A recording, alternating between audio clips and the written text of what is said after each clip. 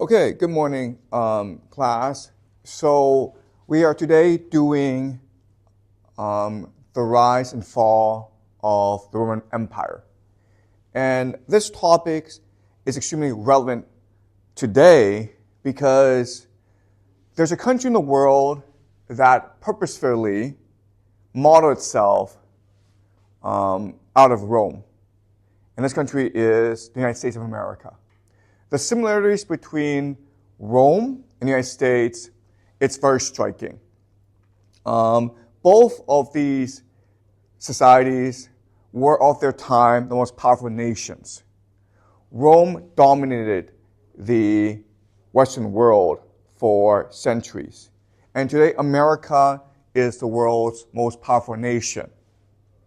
In fact, America is so powerful that if the entire world were to get together and decide, for whatever reason, to invade and attack America and not stop until America was defeated, well, if that were to happen, America would win. America is really invincible. It's protected by two oceans, and it has infinite resources, and it has an extremely aggressive population and the world's most sophisticated military. So by studying Rome, we gather insight into America, where America is right now in its history and where America is headed. And the central argument I will make to you today is that both of these societies, Rome and America, are really war machines. They're extremely aggressive. And if they cannot turn their aggression outwards, they turn their aggression inwards. Rome, throughout its history, was either fighting wars against its enemies, and then when it ran out of enemies, it fought wars within itself, which ultimately led to its decline and collapse. America is in a very similar situation. After the fall of the Soviet Union, in 1991, America became a hyperpower. It had no competitors. It has no peers in the world. Even though it tries very hard to look for enemies, for example, for the past 10 years, America has been trying to paint China as a new threat. America really has no adversaries. And as a result, it can't really be aggressive abroad. So this will lead to, if the history of Rome is an indicator, it will probably lead to a massive civil war in America in the next 10 years. Okay, so that's what the history of Rome tells us. Okay, so today I want to look at three questions. The first question is, why did Rome rise? What allowed Rome to become an empire, a superpower of its time? The second question is, what did Rome ultimately decline and fall? And the third question is, what is the legacy of Rome? What is the impact and influence of Rome in today's world?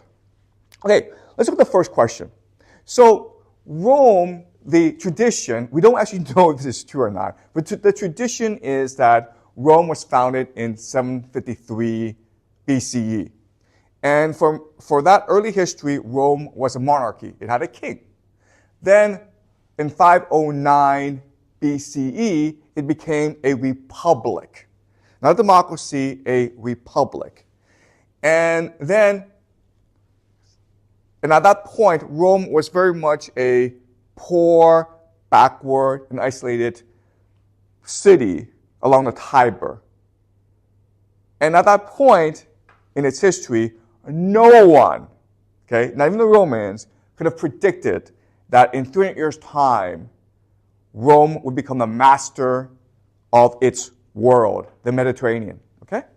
So to understand why Rome was able to succeed, let me very quickly draw for you a map of the world, the Mediterranean, in about 500 BCE, when the Roman Republic was founded. So at the center of this world was really the Persian Empire. The Persian Empire was in control of the world's three most prosperous regions: Egypt, Anatolia, which is modern-day Turkey, and Mesopotamia, which is modern-day Iraq. And these are the three most fertile regions of the Western world. It was extremely prosperous, very heavily populated. And the Persian Empire was in control of all three regions, okay? So the Persian Empire is like this. Across the Aegean and the Mediterranean from the Persian Empire are the Greeks. You had Athens and you had Sparta. Okay? And these were the two dominant city-states, or what we call polis, on the Greek mainland. Across the Adriatic is, of course, Italy. And the dominant power actually in Italy at this time are not the Romans, but a culture civilization we call the Etruscans. And the Etruscans, for the longest time, were dominant over the Romans. In fact, some people believe that Rome was originally a colony of the Etruscans, and the first kings of Rome were actually Etruscan princes. Okay? And then over here is a place called Carthage, which is an emerging power. Okay? And over here, above the Greeks, are the Macedonians. So these are the major cultures and powers of that time. Now, one of these powers will eventually dominate and then provide the cultural framework for all of Western civilization. And if we were to go back in time and we were to analyze this situation, then we could make some predictions, okay? Our first prediction would be that Persia would eventually conquer all of Europe, right? Because Persia had infinite wealth, it had infinite resources, it was a superpower that was intent on aggression, okay? And in fact, as we know, eventually it will launch an invasion of the Greek mainland. Okay, so if we were to predict or guess who would dominate the world, we would think it would be Persia. That's our first guess, okay? But let's just say, then who'd be second? Well, we would think that either Athens or Sparta would be second. Why? Because Athens has a navy, and it is a really powerful navy. And at this time, Greek civilization, it's really growing. Okay, so we would guess Athens or Sparta. And remember, Athens has a navy, but Sparta is really a military hegemon. It is focused on being a military powerhouse. And it has really the best military in Greece at this time. So our third guess might be Sparta. Then we could guess Carthage. Why? Because Carthage is strategically located in northern Africa, which gives it access to all trade routes in Africa, over here, into all of Europe, and then back to the Mediterranean. Okay? So Carthage would also be a good guess. We would not guess Macedonia. Okay?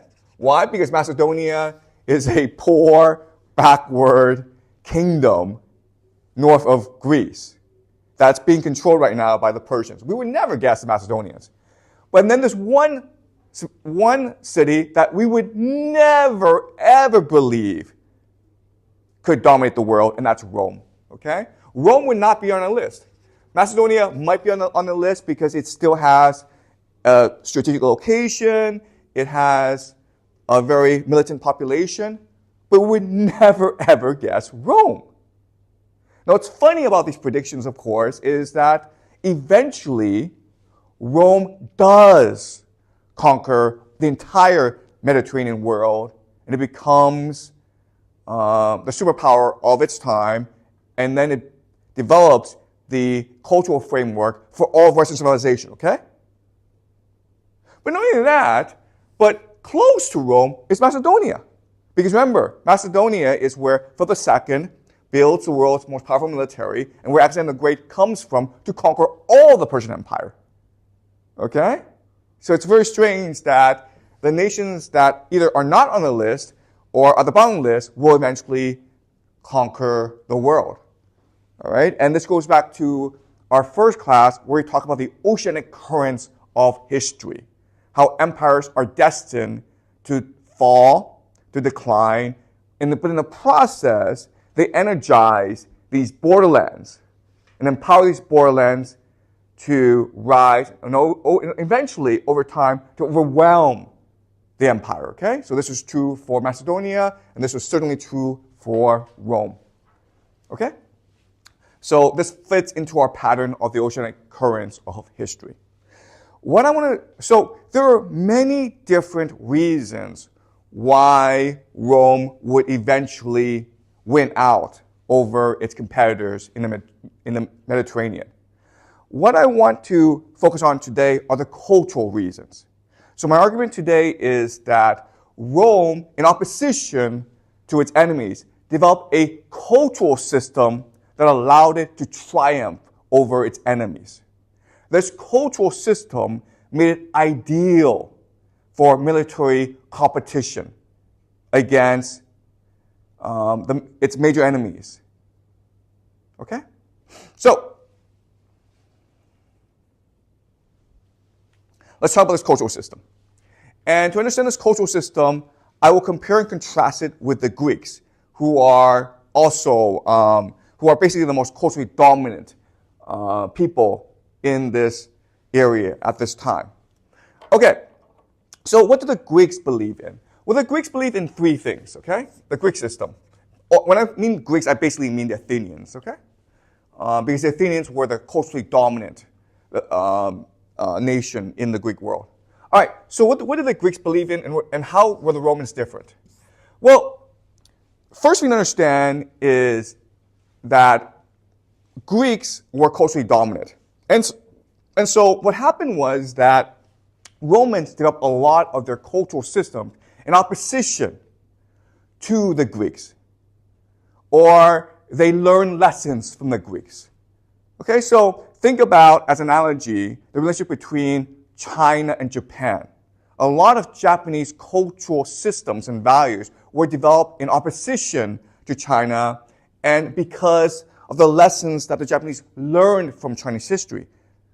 Okay? So, let's talk about the Greek values and then what values the Romans developed in opposition to the Greeks. Okay? So the first value the Greeks developed was the idea of freedom. What is freedom?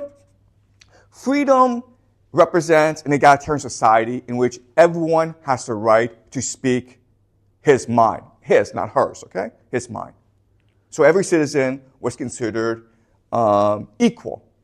And that was the basis for Greek democracy. Everyone has the right to speak if you're a citizen. Okay? Now, what is the Roman counterpart? The Roman counterpart is what we call liberty. And they sound similar, but they're actually very different concepts.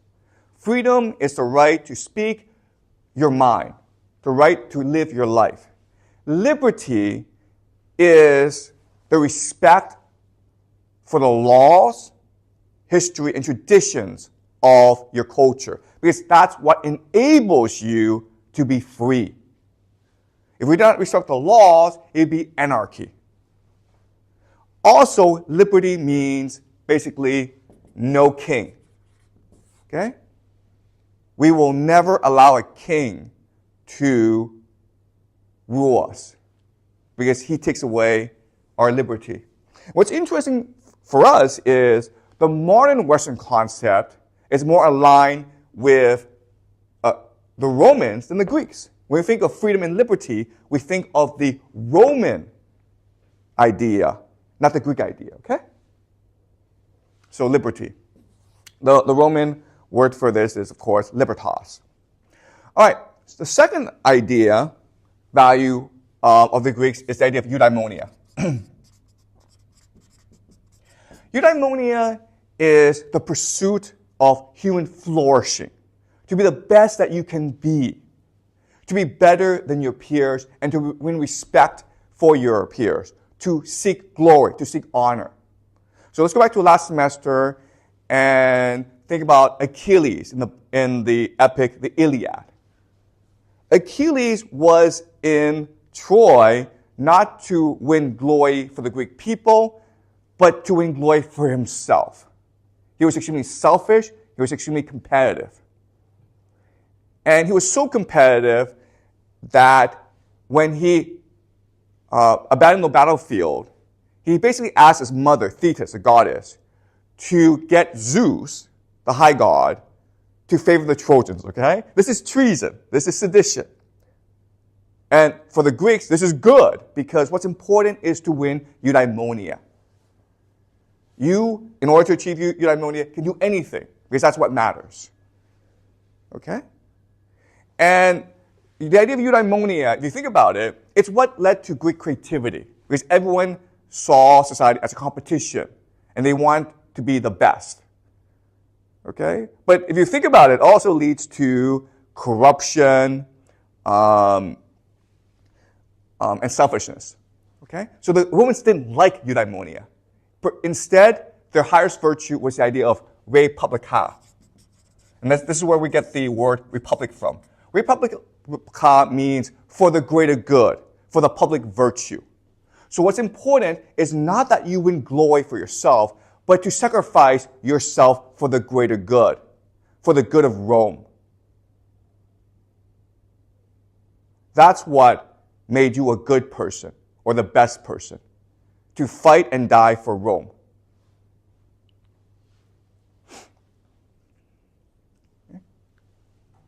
And the third value for the Greeks that mattered was the idea of arete. Arete just means excellence. So even though Achilles was a jerk, the Greeks still admired him. Why? Because he was a great soldier. On the battlefield, he was fabulous. He was excellent. And therefore, he should be admired. Okay? The Romans didn't like this, okay? They didn't want people to outshine everyone else. So they prefer the concept of piety. Obedience, loyalty to your fathers, to Rome, to the gods. Piety is what mattered. The highest virtue in Rome is not arete, it is piety. And again, a lot of Roman values was developed in response to the Greeks, especially to the Athenians. Okay? Because remember, the Athenians in 480, they defeated the Persians. And the Athenians became basically an empire. And they were the dominant military force in the Mediterranean and the Aegean all of that time. But 80 years later, 400, they had been decimated. They had been destroyed. They fought against Sparta in the Peloponnesian War, and they lost. The Romans witnessed all this, right? Because they were just across from the Adriatic. They knew all this. And so they were determined not to repeat the mistakes of the Athenians. And that's why they developed a system in opposition to the Greeks, the Athenians. The Athenians had democracy. And it was common wisdom at that time that it was the democratic system that caused the collapse of the Athenian Empire.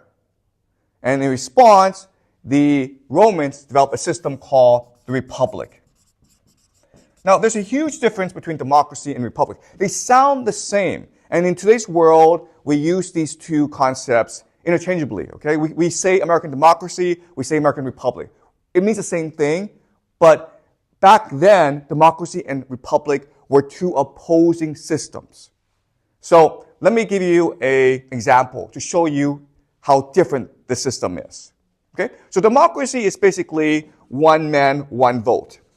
It encourages competition, it encourages debate, it encourages free thought. Republic is to be ruled by institutions. basically the Senate, okay? Institutions, by laws, and by history or tradition. All right, so what's the difference? All right, let's pretend that we're all going to go out for lunch today. And each of us has a different opinion. I want to go to McDonald's. Eva wants to go and get dumplings. Echo wants to go to pizza. Who knows, okay? But we all have these different opinions. In a democracy, we resolve this issue by having a debate. I make my argument for my idea, then you all make your argument for your ideas, okay? And then we vote, and then majority wins. Simple, right? Okay. A republic is different. A republic, you make your decisions based on tradition. So, for example, today is Thursday. And for whatever reason, we don't know why, but every Thursday, we go out to get dumplings. So, guess what? We just go and get dumplings. We don't ask why. We don't even know why. We may not even like dumplings. It doesn't matter. What matters is you respect and follow the tradition set by your fathers. Okay? Does that make sense? Now, what's interesting is these two systems have benefits and consequences. And it's the idea of the republic that allows Rome to eventually conquer the entire Mediterranean.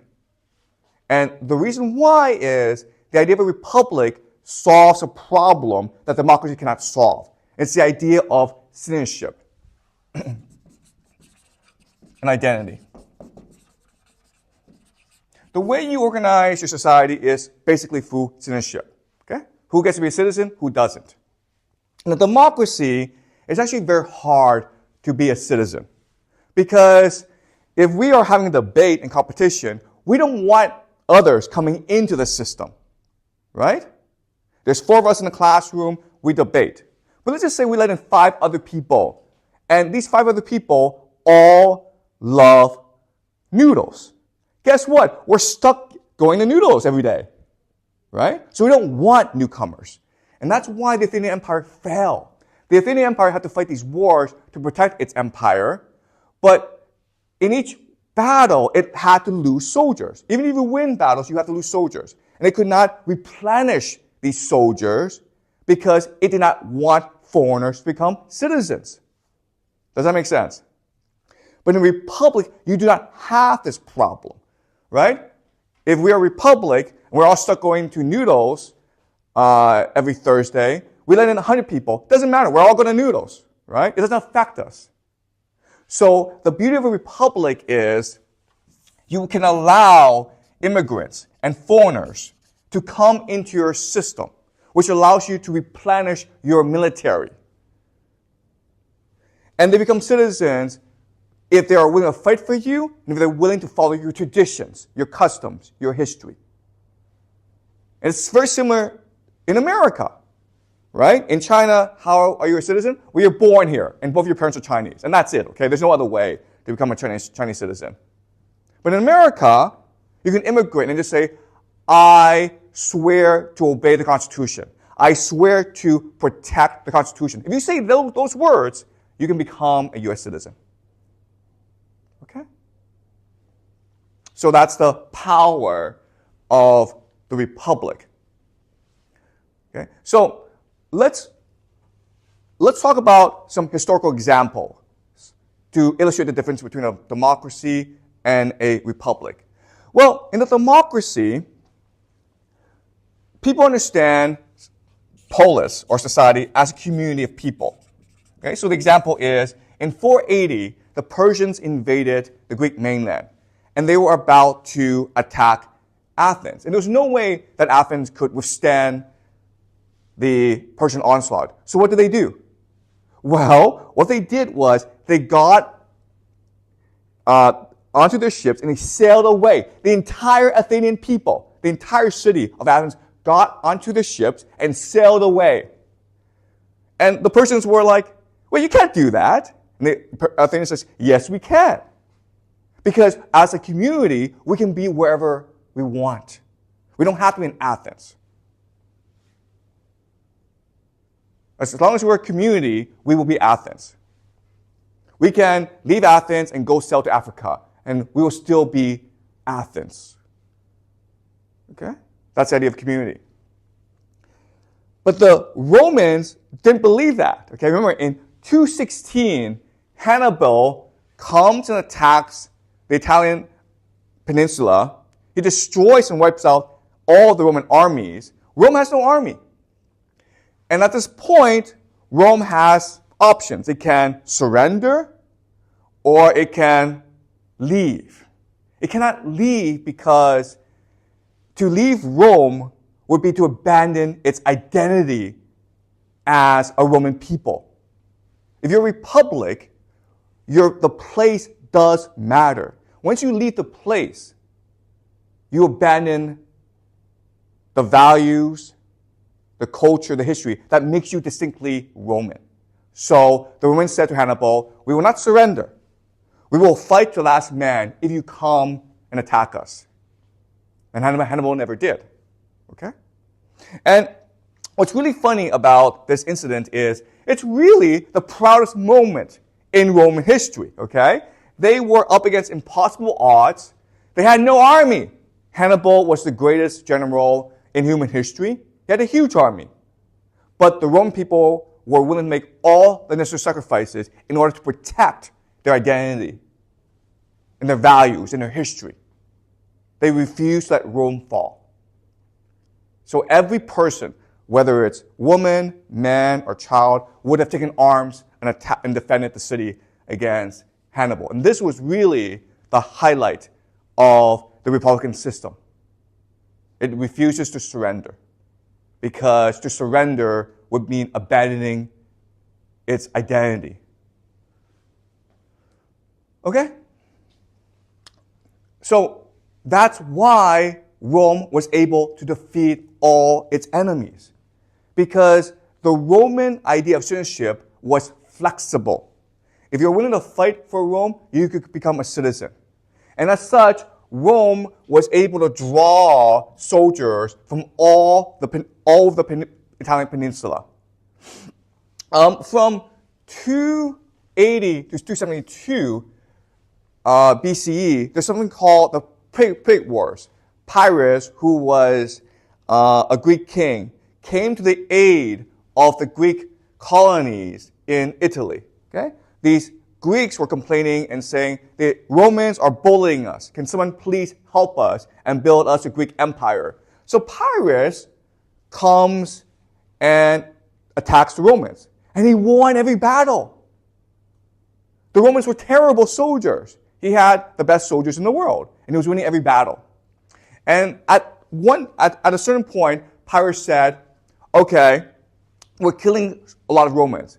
But if I win one more battle, if I just win one more battle, I'm going to run out of soldiers. So we have to retreat. Okay? And this is because of the idea of citizenship. The Greeks could not replenish their forces, whereas the Romans could. Okay? And this is what allowed for social mobility and innovation in Rome. The fact that Rome was constantly fighting these battles, these wars, against everyone, and learning from their mistakes, and growing as a military power. Eventually, Rome comes in conflict with Carthage. And Carthage is, at this point, the greatest naval power of the Mediterranean. Rome did not have a navy. It doesn't know how to sail ships. Guess what it did? Guess what happened? They decided to build a navy. And they lost a lot of battles against Carthage, but again, because Rome was so persistent, because Rome was not afraid to lose soldiers, eventually it overwhelmed Carthage. Okay? So this is the reason why eventually Rome was able to conquer the entire Mediterranean world. No one could stop Rome. Okay? So by about 200 BCE, Rome was the greatest military hegemon of that time. And by 100 BC, 100 years later, it was an empire. Okay? So, are you guys clear? Any questions so far before I continue? Are you guys clear about this? All right. But there's a problem when Rome became an empire. A republic is not the same as an empire. An empire needed a bureaucracy. It needed an emperor. You need a top-down system.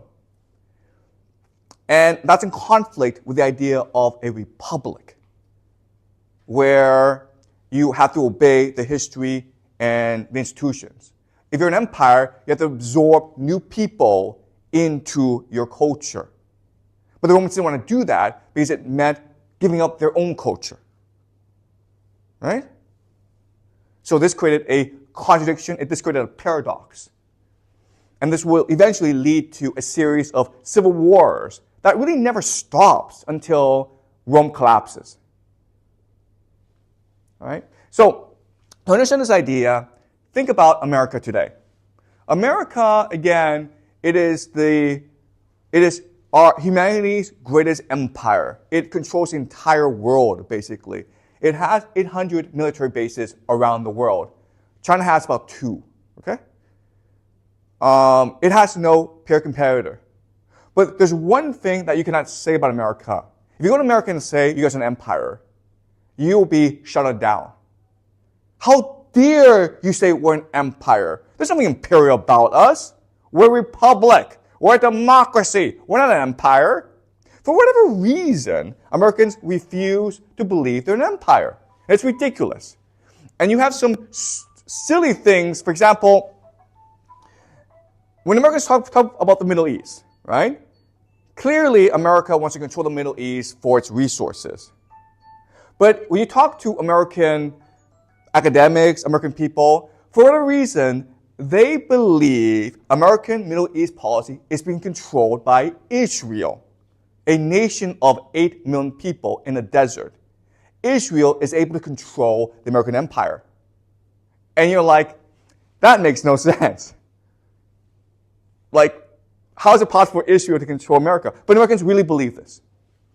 When you talk about the war in Ukraine, there are a lot of Americans who believe that it's the Europeans who are making America assist Ukraine. It's all European manipulation. Okay? And it's just like the silliest thing. It's like, what are you talking about? The Europeans are a vassal state of America. Israel is a vassal state of America. And the reason why is Americans cannot understand that they're an empire, because it goes against their idea of themselves as democracy, as a republic. All right? This is what we call, the word for this is called cognitive dissonance. All right? You guys should have studied this in psychology, okay? But it's impossible for your mind to hold in place two contradictory ideas. America cannot both be a republic and an empire, therefore it's a republic. And don't ever mention the word empire. Okay? And guess what? The Romans had the same problem. They could not conceive of themselves as an empire, and they refused to be an empire even though they were an empire. And this led to lots of civil wars and conflicts between Rome and the people around Rome. Okay? So the example is that from 91 to 89, Rome fought something called the Social War. Remember, this is after Rome became an empire. It now has no peer competitor. It has no adversary. So now it starts to fight wars among its own people. The Social War was fought between Rome and its Italian allies or neighbors. For most of its history, Rome was drawing soldiers from its allies.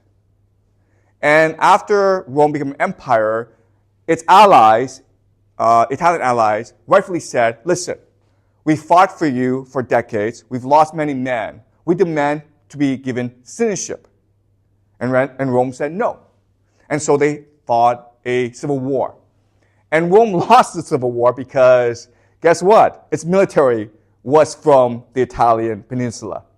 Okay? So it could not defeat its allies, and so it had to make its allies into Roman citizens. Okay, and Rome will keep on doing this, where it has all these subject people, and subject people rebel because they want citizenship. But again, for Rome, what matters is the protection of its cultural identity. And if you give citizenship to too many people, that dilutes your cultural identity. Okay? They were afraid that Rome will stop being Rome. And that led to conflicts throughout its history. And it never really ended. Okay?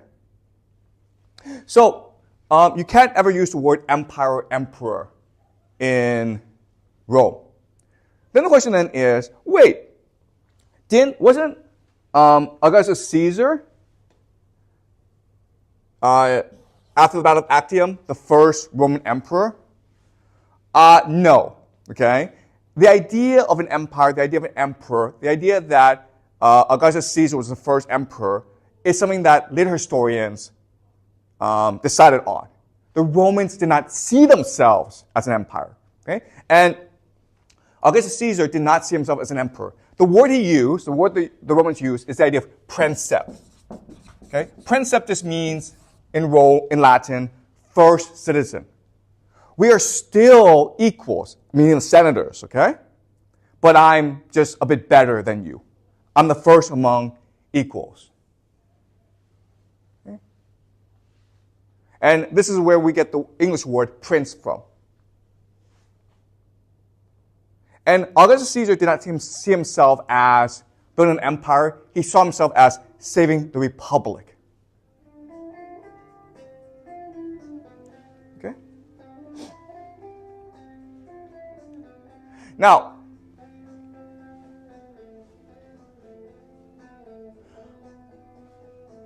what's important to understand is that Augustus Caesar was considered the greatest Roman leader, because he ruled for 50 plus years. His was a very stable regime. And the reason why, if you recall from last semester, is he was the heir to Julius Caesar. And there's tremendous regret and guilt among the Roman people for having killed Julius Caesar. And so they allowed his heir, his son, to be king or emperor without much opposition. That was not true for his heirs, okay? So after Augustus Caesar died, all these civil wars and conflicts that were suppressed were now fomented again, okay? And this would now lead to a massive period of civil wars. Now, our understanding of Roman history comes a lot from Roman historians themselves, specifically two individuals, Livy and Tacitus. And we basically listen to what they wrote. For example, so what we mean by that is we take their word as gospel. We take the word as truth. But what we need to recognize is they were senators, okay? Part of the nobility who hated the emperors, who hated the princeps. So they did whatever they could in order to make the emperors look bad. Okay, so there were there were three emperors after the death of Augustus: Tiberius, Caligula, and Nero. And they were all made to look very, very bad, especially Nero and Caligula and Tiberius. Okay? So let me give you an example of this. So, after Augustus dies, Augustus names two people here to his legacy, okay? The first is Tiberius, who becomes the emperor. Tiberius is not his son, it is his adopted son, okay? So that is a Roman tradition where you can adopt someone outside the family to be your heir. Okay? And then after Tiberius died, Augustus anointed Germanicus to be his successor. And Germanicus was considered an extremely talented and capable leader. Okay? The problem, though, is that Tiberius, who is now emperor, didn't like the fact that Germanicus was appointed his successor. He wanted to anoint his own successor. Okay? So Tiberius, what he did that was very sneaky was he made a man named Sejanus the head of the Praetorian Guard. And the Praetorian Guard was basically the secret police of Rome. And Sejanus, because he was very ambitious, he started to kill not just Germanicus, but everyone in Germanicus' family. Sejanus wanted to be the heir to Tiberius. And then after Sejanus was done killing everyone, basically in Germanicus' family, Tiberius had him killed.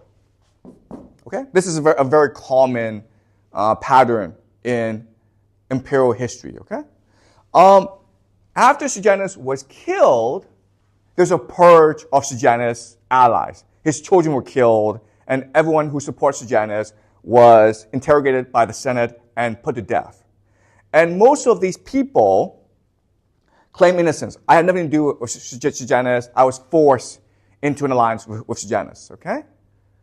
Now, there's one person, a Roman nobleman named Marcus Terentius, who in 31 CE, he appeared before the Senate for his trial, and he decided on a different strategy.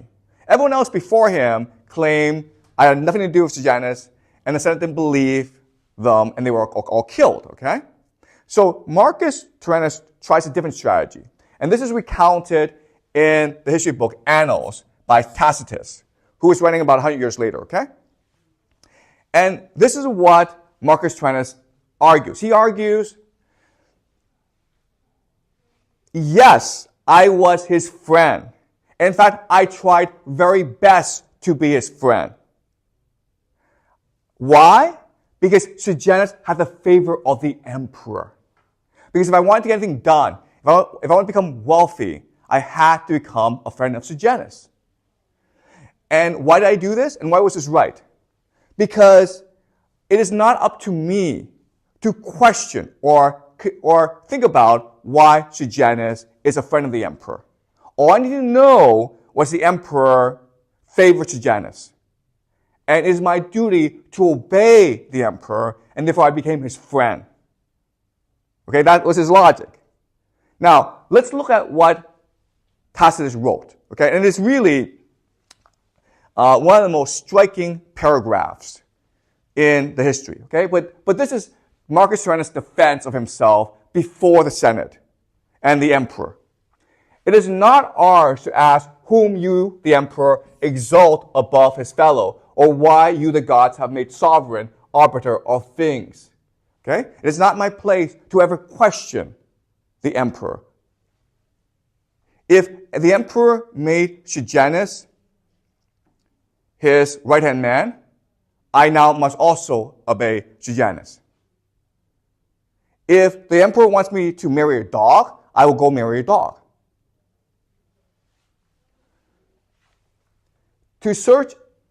To us has been left the glory of obedience. To search out the hidden thoughts of the emperor and the designs he may shape in secret is unlawful and dangerous, nor would the searcher necessarily find. Okay, what does this mean? It means the emperor is God.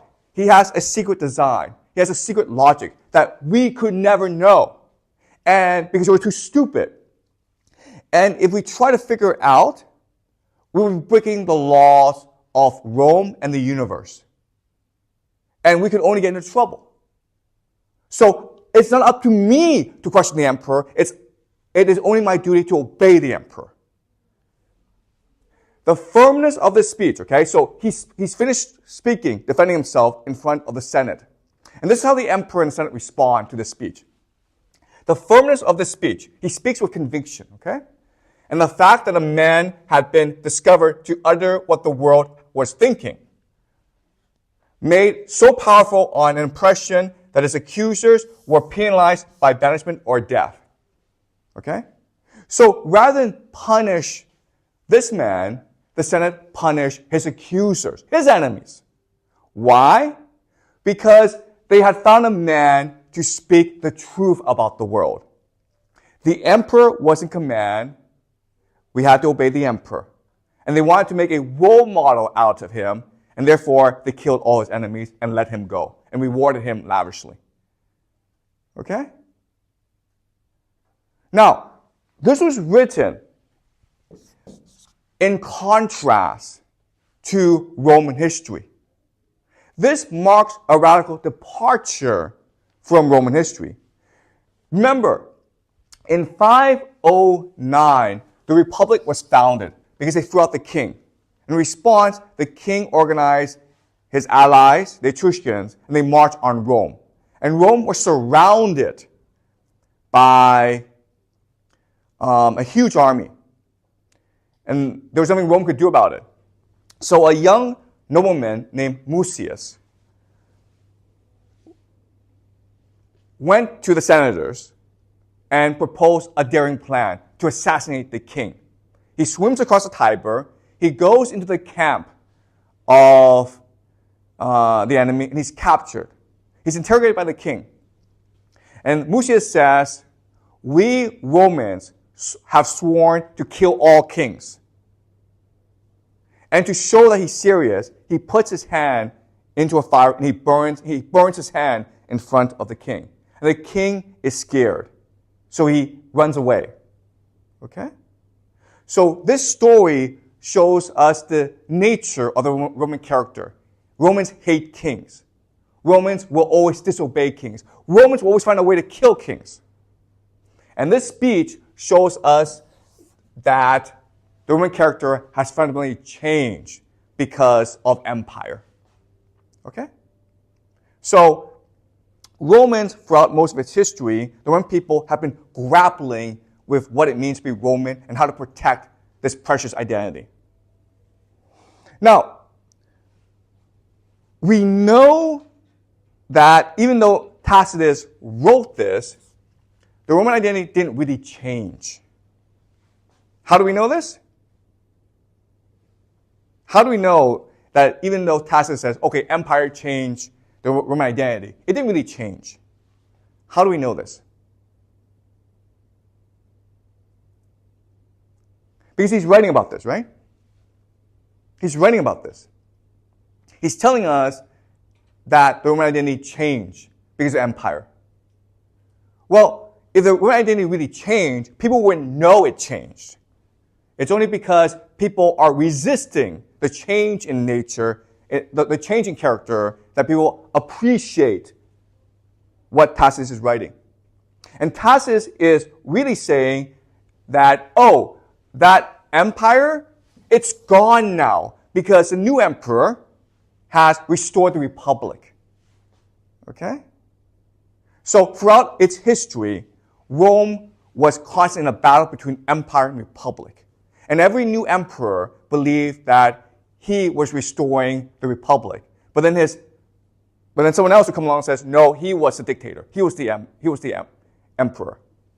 Okay? So this was a conflict throughout Roman history. And so now we go on to the second question, which is, all right, how did the empire fall? Okay. Well, the standard explanation is that eventually Rome became too corrupt. And this is the explanation provided by most Roman historians, as well as the famous British historian Edward Gibbon in his most famous work, History of the Decline and Fall of the Roman Empire. Okay, it's corruption. It's because the Romans became more like the Greeks or like the Persians. They started to appreciate the luxury, decadence, and corruption of empire more. Okay, and the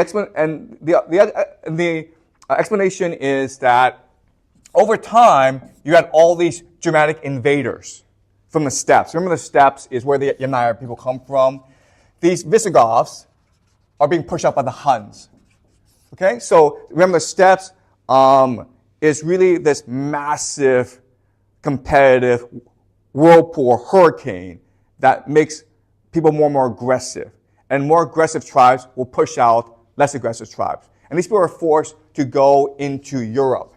And over time, the Romans are trying to absorb them into their empire by making them soldiers or by giving them land, okay? But over time, this pure population will force the empire to collapse. Okay? And that's the central explanation. I want to make a different argument. My argument is this. It really has to do, again, with the idea of citizenship and identity. Throughout most of its history, Imperial Rome has been struggling with this identity issue. And then at some point, an emperor came along and said, screw this, we no longer want to be a republic, we want to be an empire. Okay? And the way he resolved this issue is, in 212, the emperor Caracalla issued the Edict of Caracalla, which made everyone in Roman Empire a citizen. So he basically destroyed the idea of citizenship. If everyone can be a citizen, citizenship means nothing. Before, you have to fight for Rome, you have to die for Rome in order to become a citizen. You have to believe in the customs, the history, the tradition of Rome to become a citizen. You have to fight for it. It was valuable. In fact, it was the most valuable thing in the world for people. But now everyone got it, so it's absolutely worthless. Okay? And because everyone was now a Roman citizen, there was now no more Roman identity. It was now a clean slate. The emperors were now no longer bounded by tradition or history, by institutions like the Senate. And so now they could build the imperial bureaucracy. And this imperial bureaucracy will replace the republic. And the major change is in 330, the Emperor Constantine will move the capital from Rome to a place called Byzantium, which will become the Byzantine Empire, or the Eastern Roman Empire. Okay, we'll talk about this next class. But this is something that was unthinkable. How could you move the heart and center and soul of the empire from Rome to somewhere else? It was unthinkable. If to be Roman was meant to die for Rome, but now the capital was somewhere else. Okay? And so this marks basically the end of Rome as a cultural identity, as a cultural beacon. Okay? This marked really the death of the history of Rome. Okay? Does that make sense to you guys? Okay? Now, historians argue about this. And historians argue when the Roman Empire fell. All right? But the consensus is 476, when a German warlord deposed the last emperor named Romulus Augustus. Okay? But I disagree. I believe that it really happened in 212 when Rome announced everyone could be a citizen. Okay? And we'll talk more about this next class when we get to the Byzantine Empire. And, okay, so any questions so far? I know this is a lot, but we'll try to clarify a lot of the issues over the next few classes, okay? But if you have any questions now, please ask. Any questions so far about this? Is this clear to you guys? Yeah? So, like for this Tacitus. Tacitus died. So, like, he claims that people should be following their emperor. So he's for the empire thing. Okay, all right. Let me clarify. Okay, Tacitus was a senator. Okay, the senator was always in conflict with the emperor. Okay, the Senate. Okay, sorry. Let me clarify about Senate. The Senate was basically the Roman aristocracy. It was where the ruling families of Rome sat, and they were supposed to be in charge of the empire.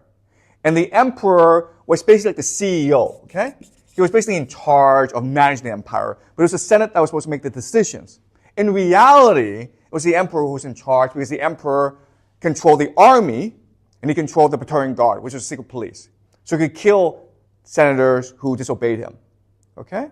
And this was always a very complex relationship. So when Tacitus, again, who is a senator, who comes from one of the elite families of Rome, when he's writing about the history of the Roman Empire from the time of Augustus to Nero, he's trying to paint them in a very bad light, okay? Because he's trying to tell us emperors are bad. What's good is the Senate. Okay? And that's why he's producing this speech. Because if you're a Roman citizen and you read this speech by Marcus Tyrannus, you are appalled. You're disgusted. We're Romans. We hate kings. We do not obey. We fight. We do not surrender. Okay? So this speech goes against the very heart and soul of what it means to be Roman.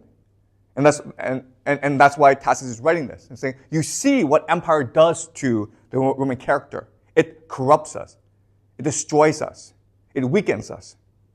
And therefore, we must resist the emperor and protect the Senate. Okay? Does that make sense, guys? Okay. So thanks for that. Okay. So I apologize because I'm running through a lot of history in a short amount of time, so I'm missing a lot of important details. What's really important for you to understand is, in a republic, the Senate is in charge. Okay, meaning the ruling houses, the aristocracy is in charge. But in an empire, the emperor is in charge. But Rome never resolved this issue. Who should be in charge, the Senate or the emperor? And it changes over time. Okay? Sometimes the Senate's in charge, sometimes the emperor's in charge. But they all believe they're protecting the republic. And this creates cognitive dissonance, okay? And it creates a lot of confusion.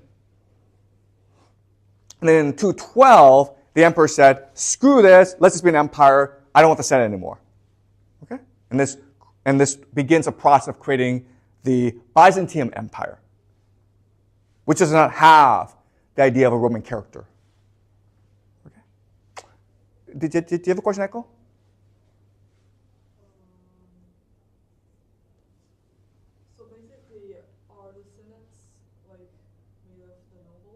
Exactly. Yeah.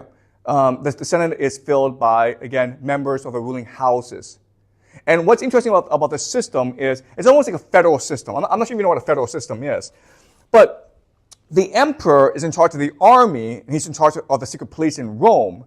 But the senators are actually in charge of the provinces. So basically, each senator gets a certain province to control. Okay? So it's like the United States where governors are in charge of the state. The president is in charge of the nation. Okay? Now, what's important for you to understand is, technically, each state is independent. Each state has its own army, has its own, basically, legal system. And it agrees to be part of the federal system, which the president is part of. And this is very similar to the Roman system, okay? Not exactly, but it's very similar. All right? Okay, any more questions before I conclude? Okay, so the last question I want to look at today is, what's the legacy of the Roman Empire or the Republic? And the answer is, we still live in the Roman world.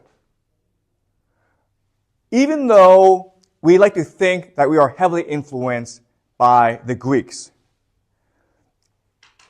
it's institutions of Rome that we've inherited. Okay?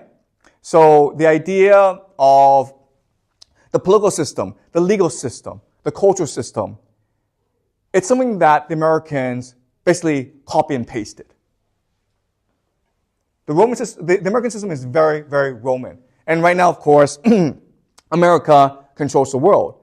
And therefore, it's able to disseminate Roman values and culture. Okay? And throughout the semester, we will be examining how Rome came to control the cultural framework of Western civilization. Okay? Because even though Rome collapsed and the character of Rome is now dead, the Roman legacy is still there. And all these people fighting, these warlords, okay, these basically German warlords, they're now going to fight the civil war after the death of Rome. They're claiming to be carrying on the legacy of Rome. Okay? From their perspective, Rome has not died, but Rome has spread out. And these warlords will adopt a lot of Roman practices. And these warlords will build the culture that will give rise to new nations called France, Germany, Britain, basically the European world, okay? So that's the legacy of Rome. That's why it's important to study Rome. What lessons can we draw from Rome? Well, one really important lesson that we have to learn here is the idea of citizenship and identity. You cannot be a strong and coherent nation if you do not have a strong cultural identity. That's why the Romans were so insistent on protecting that identity against the Greeks, against foreigners. Okay? And this is important because if you look at the Western world today, immigration, identity, and citizenship are huge political issues. I'm a Canadian citizen. I grew up in Canada. And over the past 10 years, the population of Canada went from like 30 million to 40 million. These 10 million people are all foreigners who have no sense of Canadian identity. They have no interest in being Canadian. They just want a better life for themselves. 40% of Canadians now were either foreign-born or have a parent who is a foreign-born. So there's no more Canadian identity. And this is a problem. Why? Because the United States, Trump, wants to take over Canada and make Canada into the 51st state, okay? And this is a problem because Canadians don't want to resist against this. 10 years ago, all Canadians would say, nope. But now you have 10 million Canadians who are very happy to join the United States because it means more economic opportunities for them, right? They don't care about cultural identity. So without controlling immigration, you as a nation can't be coherent and you will cease to exist over time. And the same is true of what's happening in Britain, throughout the Western world basically. They're letting in too many immigrants and they're diluting their own cultural identity. So over the next 10, 20 years, a lot of people are predicting massive civil wars in the Western world as these nations grapple with the consequences of unlimited immigration these past 10 years. Okay? So that's one thing to think about. One lesson that we can learn from the Roman world. Citizenship does matter. Make it hard to become a citizen. Make it valuable. Make it an honor to be a citizen. And your nation will be strong. If citizenship is cheap, if you can just buy it, then it's worthless. And you will cease to be culturally coherent. And eventually, you will cease to exist as a nation. Okay? So that's the first major lesson. Second major lesson about Rome is it won out because it was an aggressive nation. But once you win out against your enemies, this aggression has to go somewhere. And it usually turns inward. Okay? And that's why Rome kept on fighting these civil wars amongst itself. And the same is true for America. America is a nation that worships aggression. For example, think about the number of guns in America. There's like, I don't know the exact statistics, but there's about 400 million guns in America. America only has 300 million people. There are more guns than there are people in America. It worships violence.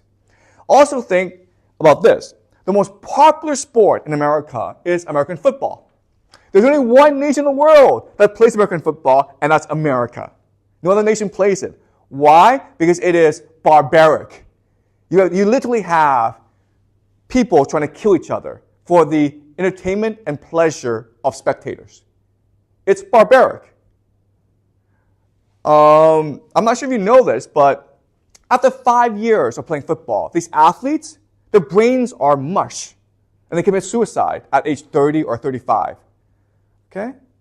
So it's no different from gladiator sport in Rome, which Romans loved. Okay? So America is a violent society. If it cannot turn its violence outside, it will turn violence.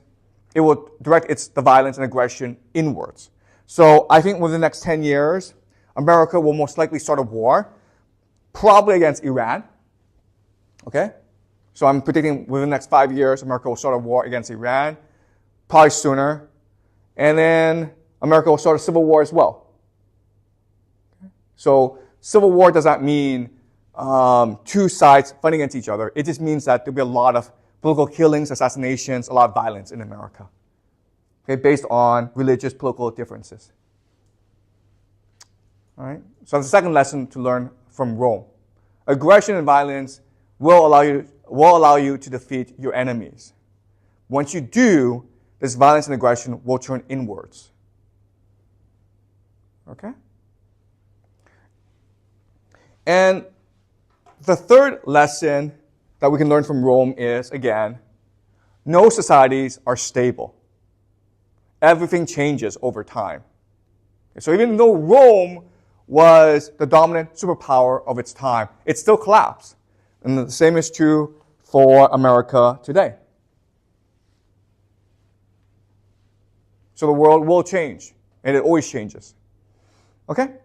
So next class, we will look at the Roman Empire, which is basically the Byzantine Empire. Okay? Any questions about today's class?